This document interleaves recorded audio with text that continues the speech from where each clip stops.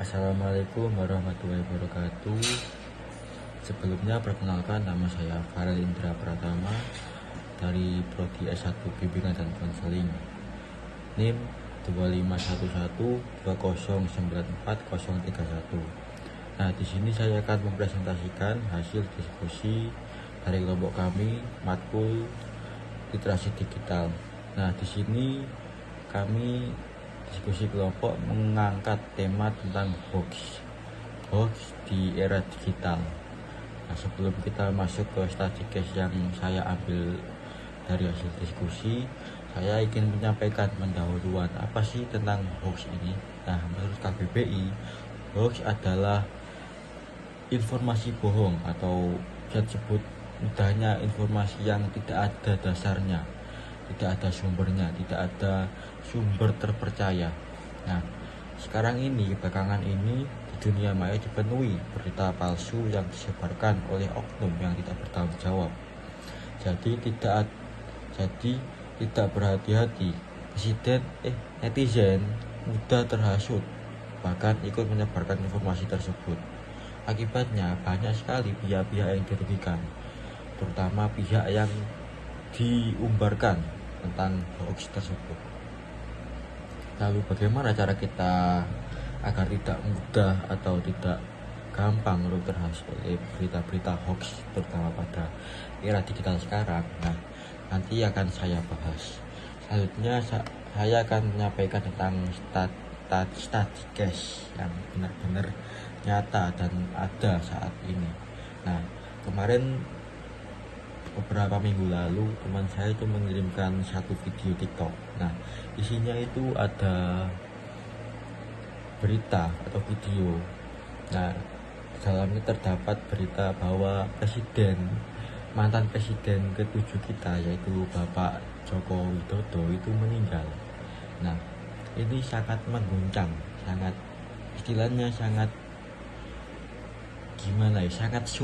terutama menyangkut tentang mantan presiden kita Joko Widodo. Nah, disinilah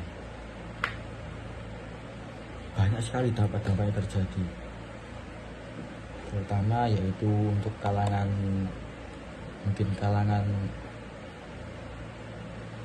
sebelum Gen Z, atau kita sebut sebelum ya ayah atau ibu kita gitu. Nah, itu kan mudah sekali terhasut oleh berita-berita hoax, karena mereka tidak bisa membedakan mana sih contoh video AI, mana sih video yang real atau berita-berita yang bagus sumbernya atau dapat dari mana informasinya. Itu tidak bisa mengelola, jadi dampaknya itu sangat kacau, mudah terpercaya, terutama untuk masyarakat yang mungkin awam atau yang mungkin gaptek atau mungkin baru kenal namanya teknologi. Nah, di sini dampaknya. Nah, setelah kita mempelajari dampaknya, kita berdiskusi tentang rumusan kode etik, gimana cara kita itu agar tidak termakan berita hoax. Salah satunya adalah harusnya kita memilah informasi mana yang hoax, mana yang real. Nah, memilah ini maksudnya itu kayak kita itu mencari dari mana asal sumbernya, dari mana asal beritanya. Semisal jadi kita itu menerima informasi harus ada landasannya, tidak boleh hanya semerta-merta hanya kata si A, kata si B, kata si C. Nah, tidak boleh. Kita itu harus mencari lebih dalam lagi, berpikir kritis. Nah, berpikir kritis, dari mana sumbernya, siapa saja, dari mana, bla bla bla. Nah, dari situlah kita menggali informasi yang lebih dalam, yang lebih detail, yang lebih lengkap, supaya tidak gampang termakan berita hoax. Nah, yang kedua adalah kita harus mencari sumber yang terpercaya. Nah, ini saya katakan tadi, kita harus mencari sumber yang terpercaya. Jadi tidak hanya semerta-merta kata si A, si B, si C, tapi harus benar-benar real. Kita searching dulu dari mana sumbernya, dari mana asalnya, apakah ini video hoax atau video AI. Nah, itu kita harus cari. Tidak boleh langsung menyimpulkan Bapak Jokowi meninggal. Nah, itu kan bahaya, apalagi kita menyangkut tentang mantan presiden. Nah, Kalau teman-teman kita gak apa-apa, tapi jangan, asalkan jangan, lebih baik jangan. Kita harus pintar mengolah informasi.